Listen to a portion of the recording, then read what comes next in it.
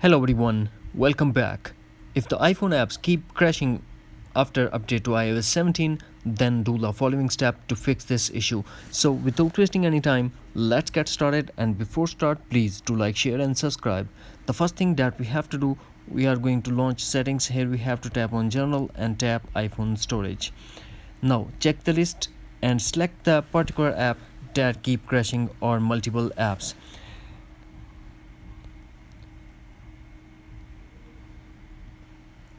If you are facing this problem with the Facebook, WhatsApp, and TikTok and all other apps, tap on that app and tap offload app, then offload app to confirm.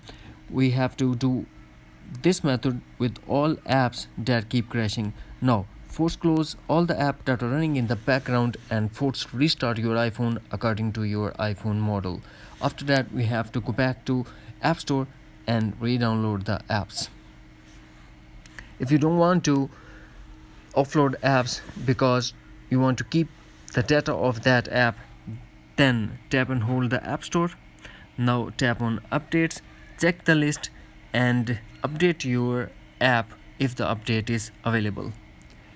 The next thing that we have to do, we have a stable and strong internet connection and launch settings.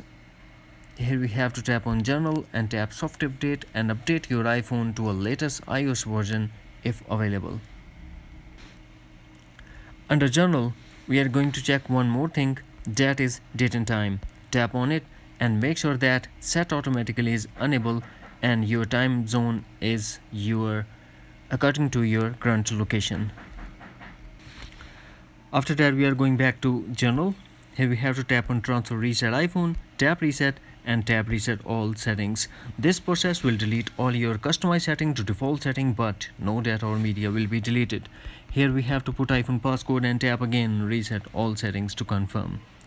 That's it. Hopefully friends, you found this video helpful. Thanks for watching. Take care. Bye bye.